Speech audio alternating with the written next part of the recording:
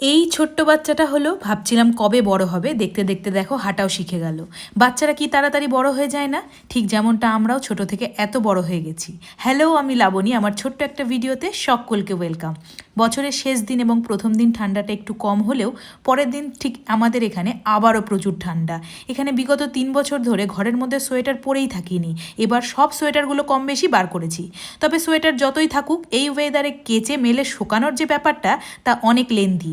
জামা কাপড় শোকাতেই 3-4 দিন লেগে যাচ্ছে। জানো তো, ঠান্ডা পড়লে আমার খুব পিঠে খেতে ইচ্ছে করে। ছোটবেলায় মা এই ডিসেম্বর জানুয়ারি মাসে অনেক রকম পিঠে বানাতো, তাই এখনও পিঠে খেতে ইচ্ছে করলে পাশে মা না থাকলেও নিজেই মায়ের মতো করে পিঠে বানানোর চেষ্টা করি। আগে যখন মা পিঠে বানাতো হাতে হাতে মায়ের সাথে পুলি পিঠেগুলো বানাতাম।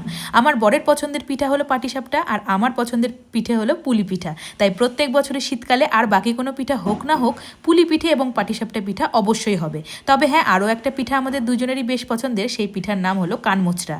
শুনে হাসি লাগলেও এটাই সত্যি। আর এই কানমোচড়ার রেসিপির ভিডিও আমার রান্নার চ্যানেলে ছাড়া আছে। যাই হোক, আমার বর সকাল 8:30টায় বেরিয়ে যায়, তারপরে আমার বাচ্চাকে বিছানা থেকে নামিয়ে একটু ব্যালকনিতে গিয়ে সময় কাটায় বাইরের দৃশ্য দেখে।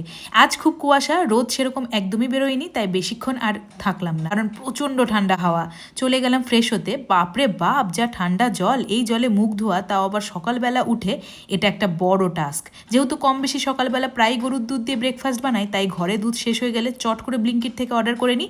আর জানো তো, এই ব্লিঙ্কিটের সুবিধার জন্য দুধের প্যাকেটটা খুব বেশি অর্ডার করি না, ওই 2-3টে করে নিই, শেষ হলেই আবারও অর্ডার দিই। আর গরুর দুধের পাশাপাশি কিছু শেষ হলে একসাথে নিয়ে নিই। তাছাড়া শুধু দুধ অর্ডার করতে গেলে ডেলিভারি চার্জটা একটু বেশিই পড়ে যাবে। আজ ব্রেকফাস্টে আমার বাচ্চাকে দুধ কলা ছাতু দিচ্ছি। জানো তো, সকালের ব্রেকফাস্টে আমার মিষ্টি খাবার খেতে খুব একটা ইচ্ছে করে না, তাই প্রায় মুড়ি অথবা ওটস অমলেট অথবা ডিম সেদ্ধ, এই সবগুলোই আমি বেশি খাই। তবে হ্যাঁ, সকালের শুরুটা গ্রিন টি দিয়েই শুরু হয় আমার, সম্পূর্ণ চিনি ছাড়া। জানো তো, আগে সকালবেলা উঠে গরম গরম ব্রেকফাস্ট বানিয়ে বরকে দিতাম, এবং দুপুরের টিফিনটা যেহেতু ও ঘর থেকেই নিয়ে যায়, তাই বানিয়ে পাঠাতাম গরম গরম। কিন্তু এখন এই ছোট্ট বাচ্চাকে নিয়ে আর পারি না। ব্রেকফাস্টটা কোনো রকমে বানিয়ে দিই, আর দুপুরের লাঞ্চটা আগের রাতেই বানিয়ে প্যাক করে রেখে দিই। আর এখন তো ঠান্ডা, তাই খাবারটা ফ্রিজে রাখতে হয় না, বাইরেই রেখে দিই। আর এমনিতেও ও দুপুরের খাবার খেতে বাজবে প্রায় ঘড়িতে 2টো, তাই যখন ও খাবে তখন খাবারটা তো ঠান্ডা হবে। গরম খাবার বানিয়ে পাঠালেও গরম থাকবে না, সেজন্য সন্ধ্যেতে ও আসার আগে সন্ধ্যার জন্য কিছু একটা বানিয়ে রাখি। আর এখন রাস্তায় আসার পথে যা জ্যাম, ঢুকতে ওর লেট হয়, তাই রাতের খাবারটা একদম গরম গরম বানিয়ে ওকে খেতে দিই। চলো, তোমাদের সাথে কথা বলতে বলতে আমার বাচ্চার ব্রেকফাস্ট তো একদম তৈরি, এবার ওকে খাইয়ে দিই। ওই যে বললাম না, আমার বাচ্চা সবে হাঁটা শিখেছে, তাই এখন ও শুধু হাঁটার বাহানা খোঁজে, আর আমার কাজ হচ্ছে ওর পেছন পেছন দৌড়ে বেড়ানো। একে দেখি আর ভাবি, এই তো কয়েকদিন আগে কত ছোট্ট ছিল, আর আজ হাঁটতেও শিখে গেল। ঠিক তেমনটাই আমি যেরকম এই স্কুলে পড়তাম, আর আজ নাকি সংসার করছি এবং একটা বাচ্চার মাও হয়েছি। সময় কি অদ্ভুত না, এক ফোঁটাও থেমে থাকে না, চলতেই থাকে।